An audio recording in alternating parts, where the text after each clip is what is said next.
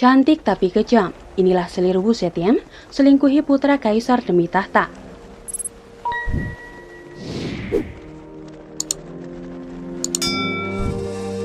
Wu Zetian adalah satu-satunya wanita yang lebih dari 3 milenium memerintah Tiongkok dengan haknya sendiri. Merupakan salah satu monarki paling kontroversial dalam sejarah Tiongkok. Meski dipenuhi dengan darah dan teror, apa yang menyebabkannya populer? Terkenal karena kecantikannya, ketajaman politik dan keuletannya. Wanita ini juga manipulatif, kejam dan langsung membunuh. Inilah fakta tentang penguasa legendaris Wu Zetian. Pertama, memulai sebagai selir kekaisaran. Wu Zetian lahir dalam keluarga kaya, dengan ayahnya Wu Ziyue memastikan bahwa dia berpendidikan tinggi, sifat yang tidak umum di kalangan wanita. Pada usia 14 tahun, ia diangkat menjadi selir kekaisaran Kaisar Taizong, tetapi kecantikan dan kecerdasannya mengilhami kaisar untuk menjadikannya sekretarisnya.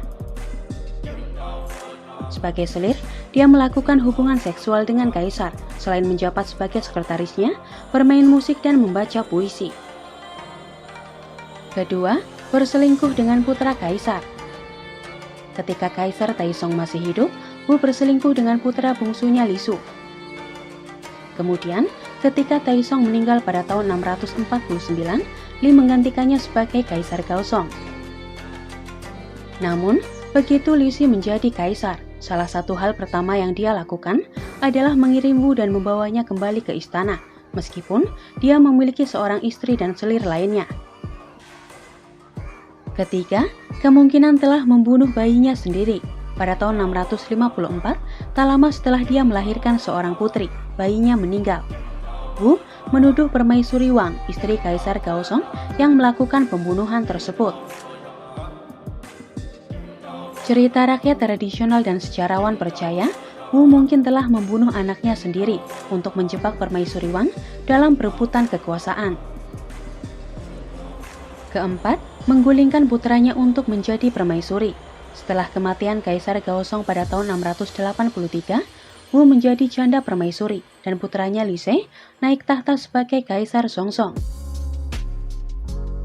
Kaisar baru ini menunjukkan tanda-tanda tidak mematuhi ibunya, membuat Wu dan sekutunya menggulingkannya dan mengirimnya ke pengasingan. Wu menggantikannya dengan putra bungsunya Li Dan yang menjadi Kaisar Ruizong. Pada tahun 690, Wu menggulingkan putranya dan menyatakan dirinya Huangdi atau permaisuri. Kelima, mendirikan dinastinya sendiri. Setelah memaksa putranya untuk menyerahkan tahtanya, Permaisuri Wu menyatakan dirinya sebagai penguasa dinasti Su yang baru, dinamai menurut sejarah dinasti Su tahun 1046 hingga 256 sebelum Masehi. Dari tahun 690 hingga 705, Kekaisaran Tiongkok dikenal sebagai dinasti Su. Namun, pandangan sejarah tradisional adalah untuk mengabaikan dinasti Su masa pemerintahan Wu. Keenam, kejam di dalam dan di luar keluarganya. Wu menyingkirkan banyak saingannya, baik secara nyata maupun potensial, dengan cara kematian. Metodenya termasuk eksekusi, bunuh diri, dan kurang lebih pembunuhan langsung. Dia mengatur serangkaian pembunuhan dalam keluarganya sendiri, bahkan memerintahkan bunuh diri cucunya sendiri, kemudian meracuni suaminya sendiri. Selama masa pemerintahannya, berbagai keluarga bangsawan, cendekiawan dan birokrat senior dieksekusi dan dipaksa untuk bunuh diri, dan ribuan anggota keluarga mereka diperbudak. Ketujuh, mendirikan pasukan polisi rahasia dan mata-mata. Konsolidasi kekuasaan Wu mengandalkan sistem mata-mata dan terus ia kembangkan selama pemerintahannya di istana dan di seluruh negeri. Dia juga memasang kotak surat tembaga di luar gedung pemerintahan kekaisaran untuk mendorong orang-orang di kerajaan untuk melaporkan orang lain secara diam-diam. Kedelapan, raja yang populer dan dicintai. Wu berkuasa saat Cina memiliki standar hidup yang meningkat, ekonomi yang stabil, dan tingkat kepuasan yang umumnya tinggi. Wu menghilangkan semua birokrasi dengan membangun jalur komunikasi langsung antara rakyat dan dirinya sendiri.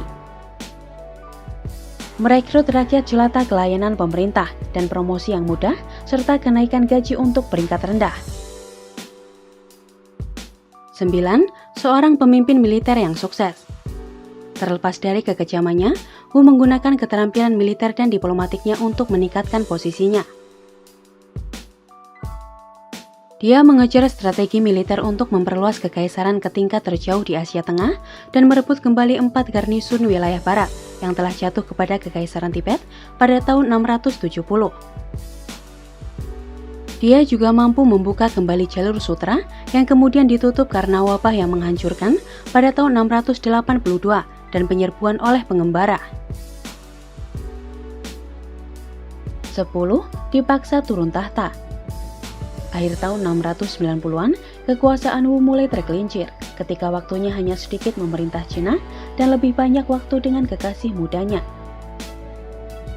Hubungannya dengan dua favoritnya, sepasang saudara muda yang dikenal sebagai saudara sang, menyebabkan beberapa skandal dan dia menjadi kecanduan berbagai afrodisiak eksotis. Pada tahun 704, pejabat istana tidak bisa lagi menoleransi perilakunya dan memerintahkan pembunuhan sang bersaudara. Wu Zetian pun dipaksa untuk turun tahta demi putranya yang diasingkan dan mantan Kaisar Songzong dan istrinya Wei. Wu meninggal setahun kemudian.